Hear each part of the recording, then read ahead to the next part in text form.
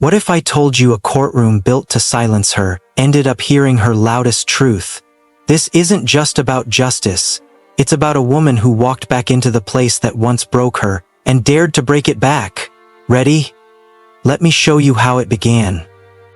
The sky over Baton Rouge hung low with leaden clouds, a veil of gray pressing down on the city like a silent warning. The early morning air carried a biting chill, seeping through the streets like judgment. Rising from the heart of it all stood the Louisiana Supreme Court, its sharp lines and cold marble exterior bathed in a steely light that made it feel less like a building and more like a blade. Above it, gulls circled with eerie silence, as if even the birds knew something was about to change. Jasmine Crockett stepped through the revolving glass doors. Her long charcoal coat swayed gently with each measured step, heels tapping a steady rhythm across the marbled floor. Her presence didn't echo, it cut. Heads didn't turn toward her, not yet. But the air around her shifted just slightly, as though it remembered her, and didn't quite know how to greet her return. On both sides of the hallway, clusters of white lawyers gathered in tight knots. Polished shoes, pressed collars, quiet laughter. One of them brushed past her shoulder deliberately, his lips curling just enough to be insulting. No apology, no glance back, just a sneer shared with the others, like a private joke. Jasmine didn't blink. She'd seen that look before. It used to bury itself under her skin. Not anymore. Today, she didn't come here to flinch. Her eyes flicked to the brass nameplate on a nearby courtroom door. Room 6. And like a match to gasoline, the past ignited. 17 years old again, barely tall enough to see through the frosted courtroom window, her hands clutching the hem of her school uniform, knuckles white. Her mother, Clara Prescott, stood alone before the bench, surrounded by men in suits who never once looked her in the eye. The charge, a clerical error on a school funding report. The truth, she was being made an example. The verdict, guilty. Spoken not with force, but with precision. Judge Deveraux's voice, cold and crisp, echoed like the bang of a gavel inside Jasmine's chest. She hadn't cried, not that day. She had leaned against the wall and let the suffocation sink in. Her mother hadn't looked back as they took her away, but Jasmine had stared at that judge's seat and made herself a promise. One day, I will walk through that door, and when I do, you will see me. Present day. She moved past security. The guard didn't flinch until she reached the scanner. "Are you a relative of the defendant?" he asked, not looking up. Jasmine paused. Then slowly, silently, she pulled out her badge and held it in front of him. Deputy Legal Counsel, Federal Oversight Division. The metal caught the courtroom's cold light. The guard's eyes flicked from the badge to her face. His mouth twitched. Recognition or discomfort, it was hard to tell. He said nothing, but he stepped aside. Jasmine entered courtroom 6. It hadn't changed. Same wood-paneled walls, same oppressive silence. No one acknowledged her. No one stood or offered a seat. They didn't see her as part of the room. But Jasmine didn't need to be seen. She was the room now. She scanned the faces, clerks, attorneys, a few indifferent interns, then turned her gaze toward the bench. It loomed at the far end like a throne carved from apathy. Her steps were deliberate, her chin lifted just slightly. There was no anger in her eyes, just fire. She sat at the very back, alone, but she wasn't small anymore. The room hadn't changed, but she had. And this time, she wasn't here to observe. She was here to make the system remember her name. Judge Warren Deveraux's face remained unreadable as he adjusted the sleeves of his robe and lifted the gavel in his right hand. The courtroom lights cast a pale sheen on his silver hair and stone-like features. His eyes, hollow of empathy, scanned the room like searchlights, not for truth, but for control. He brought the gavel down once, a single thud. "This court is now in session." At the plaintiff's table sat Raya Jefferson, a young black woman with tired eyes and tightly pulled curls.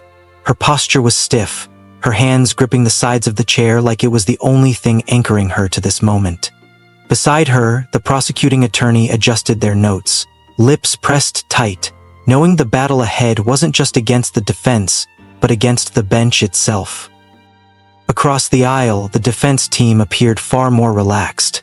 The officer on trial sat in a navy suit, his badge notably absent, his expression calm, rehearsed. His lawyers, all white and immaculately groomed, leaned in close together, their voices soft but confident.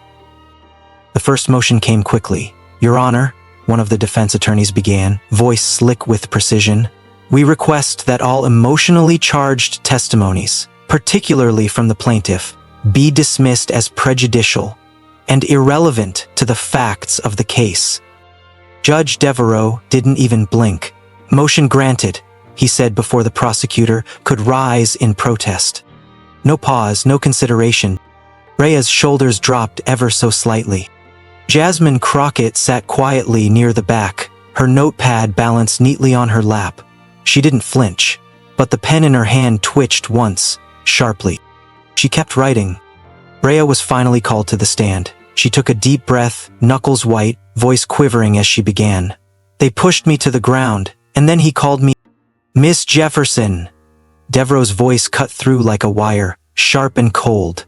"This is not a venue for emotional storytelling. Stay to the facts. Spare us the dramatics." The courtroom didn't erupt. It didn't need to.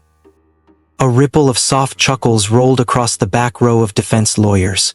Jasmine didn't look their way, but she heard it all. One man, salt and pepper hair, leaned into a colleague and whispered something that caused a stifled laugh. The courtroom camera slowly panned toward Jasmine. Her face was still, but her hand gripped the pen like a blade.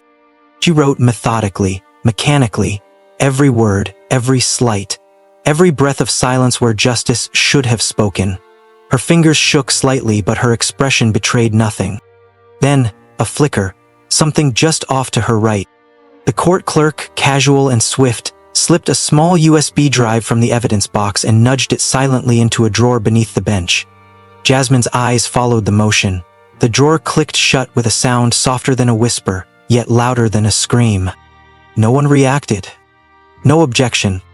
That flash drive, she knew, contained the body cam footage, undeniable proof of what Rhea had lived through, the one thing that might have pierced the courtroom's charade. Rhea's eyes caught Jasmine's for a moment, just one. And in that moment, Jasmine didn't see a witness. She saw herself. Not the woman she had become, but the girl she used to be. Powerless, silent, forced to watch while a machine rolled over everything that looked like her and called it justice.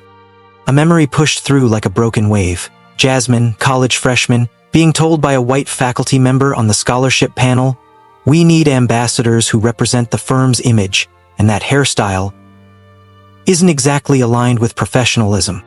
No anger then, just that same silence. But today something cracked. Jasmine slowly lowered her pen.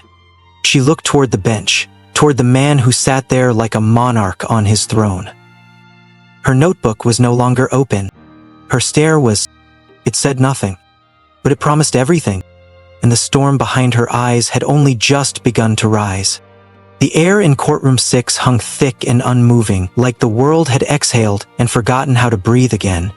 The old wooden benches creaked under shifting bodies, and somewhere near the back a throat cleared, nervous, unsure. No one dared speak. The sound of a pencil dropping felt like thunder. Then, slowly, Jasmine stood. It wasn't abrupt. There was no grand gesture, just a quiet, deliberate act.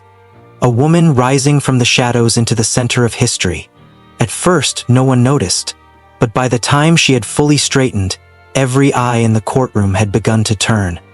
The weight of her presence was undeniable. From the bench, Judge Warren Deveraux's gaze flicked toward her. His lip curled, not out of surprise, but disdain masked as control.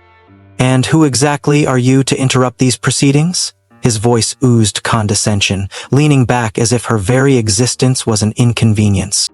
Jasmine didn't flinch. She reached into her coat, pulled out her federal ID, and held it high with a calm that froze the air. "Jasmine Crockett, Deputy Legal Counsel for Federal Oversight."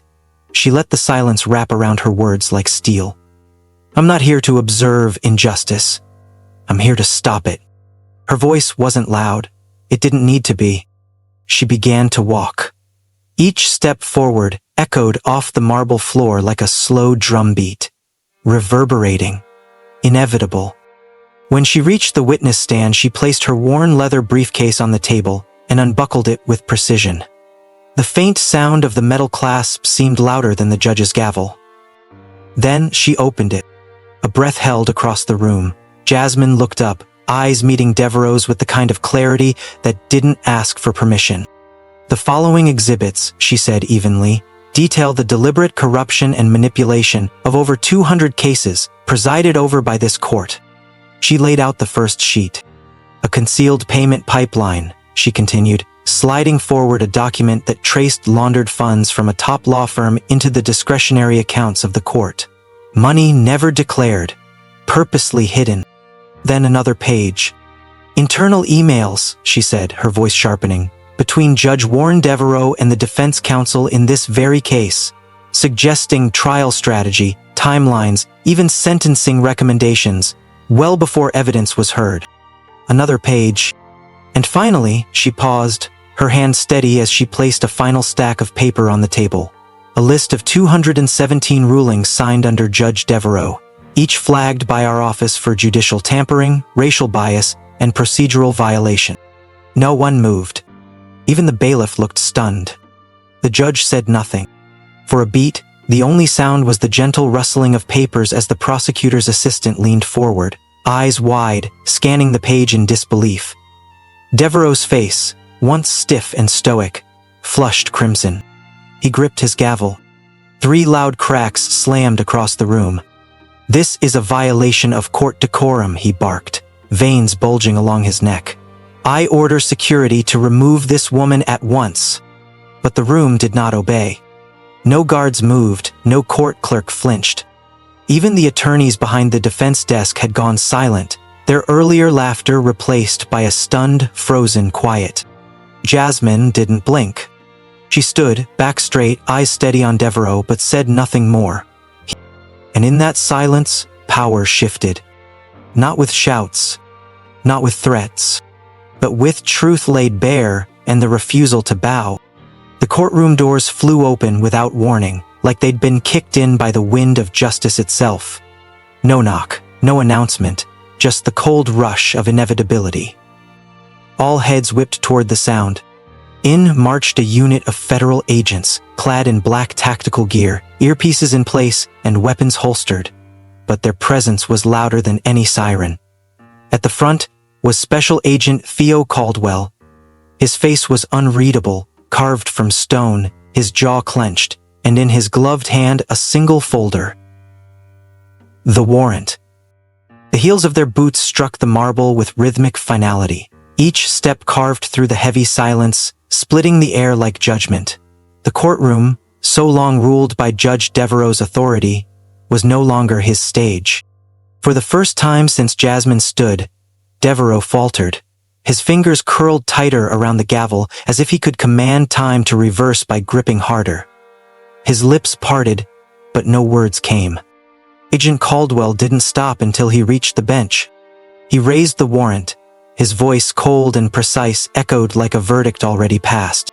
Judge Warren Deveraux, under the authority of the federal court and the Office of Legal Oversight, you are hereby placed under arrest for corruption, judicial tampering, and abuse of authority. The room stilled.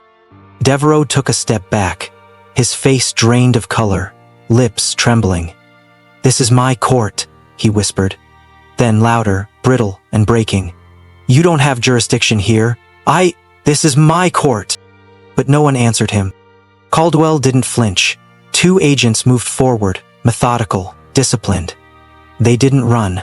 They didn't shout. They simply did what Deveraux had never expected anyone to do. They placed him under the law. The sound of the handcuffs snapping shut was sharp, cold, final. The courtroom seemed to collapse into silence again. But this silence was different. Not the silence of fear or protocol or exhaustion. It was the silence of something falling. something sacred that had long since lost its sanctity. Cameras flickered like lightning. Reporters' hands trembled, some too stunned to even write.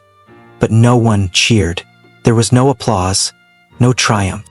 Just the unmistakable cracking sound of a myth breaking open. Jasmine didn't speak. She didn't smile. She simply watched as Warren Deveraux, once untouchable, was led down the aisle she had once stood in, trembling and unseen, as her mother was condemned. He passed her now, escorted by federal power he could not manipulate. She didn't follow him with her eyes. She looked ahead. The very air seemed to ripple. Deveraux turned his head as he passed her, just once, his expression a mix of disbelief and humiliation. But she didn't grant him hatred. She didn't need to. The gavel still sat on the bench behind them, unused, quiet, its silence louder than it had ever sounded in his hand. And as the doors closed again, this time behind the one who had ruled in shadows for too long, not a single soul moved. Because justice hadn't thundered through that room. It had whispered, and the whole world had heard it. Screens flickered across the country. Living rooms, break rooms, corner cafes, and city buses, all playing the same image. Jasmine Crockett, standing alone at the witness stand, her voice steady, her hands calm, and the storm of truth spilling from her lips. The footage wasn't loud, it wasn't violent, it wasn't dramatic in the traditional sense. But it gripped a nation's conscience with the force of 7 silent minutes. The 7th minute trended within an hour. On Twitter, TikTok, news tickers scrolling beneath pundits who struggled to keep up. Overlaid on every frame was Jasmine's silhouette standing against a wall that finally cracked. Outside the Louisiana State Courthouse, Layla Estrada stood wrapped in a beige coat, the morning wind tousling her hair, her breath visibly catching as she spoke into the camera. "In just 7 minutes," she said, voice tight with disbelief and awe, "the truth stood taller than the law. It didn't shout. It didn't demand, it simply existed, and no one could ignore it anymore." Her words played on loop, woven between slow-motion clips of Jasmine stepping forward, of Deveraux's hands trembling in cuffs, of the stunned silence that swallowed the courtroom whole. And then, without warning, the broadcast cut to a scene years older, buried deep in Jasmine's memory. She was 17, standing behind the frosted glass of courtroom door 6, her fingers clutching the hem of her dress so tightly her knuckles turned white. Inside, her mother, Clara Prescott, was being led away, wrists in cuffs, her eyes lowered not in shame but in quiet heartbreak. There had been no cries of injustice, just the slow crush of a gavel and the tears of a girl too young to fight. That scene had never made the news. But today, its ghost stood tall in the woman Jasmine had become. Now, Jasmine walked alone down the courthouse hallway, the same hallway she once feared. Her steps echoed softly, measured, every tap of her heel a quiet declaration. There was no applause, no reporters in her face, no one cheered. And yet, something was happening. The first to stand was a man in an old veteran's cap, then a woman with a faded case folder clutched to her chest, then a mother holding her son's hand. Slowly, deliberately, they rose from the benches lining the hallway. No one spoke, no one gestured, but one by one they stood. Then came her. An elderly woman, frail but unbowed, her silver hair pinned in a tight bun, her eyes soft but burning with recognition. She stepped forward on unsteady legs, stopped in front of Jasmine, and reached out a wrinkled hand. Their palms met. She didn't say a word. She didn't have to. Her gaze held the weight of years lost to silence, of land taken, of voices ignored. And in Jasmine's quiet bow of the head there was no triumph, only acknowledgement. Not of power, but of pain endured. And in that moment, Jasmine became more than the woman who brought a judge to his knees. She became the stand-in for a justice system that had never said, "I'm sorry." Cameras in the distance captured the scene, not with headlines or fanfare, but with reverence. They zoomed in slowly as more people stood, hands by their sides, eyes forward, heads high. It looked less like a protest and more like a vigil. Not for the dead, but for the living. Those who'd been buried in silence and had just now started to breathe again. As Jasmine continued down the hallway, her eyes flicked toward the light pouring in from the exit. Her face showed no joy, no pride, just quiet clarity. She was tired, but for the first time, she didn't look alone. 2 months later, the air in Baton Rouge carried the scent of early fall, crisp, fresh, filled with the promise of beginnings. On the campus of Louisiana State Law School, the tall windows of the main hall reflected the soft morning sun as students in suits and sweaters poured into the auditorium. None of them noticed the woman walking through the front gate, her pace calm, her eyes quietly scanning the bricks that once held her back. Jasmine Crockett stepped onto the grounds with no announcement, no escort, no need for introductions. To most here, she was the keynote speaker for opening convocation, but to her, this place was more than an assignment. It was where the wound first opened.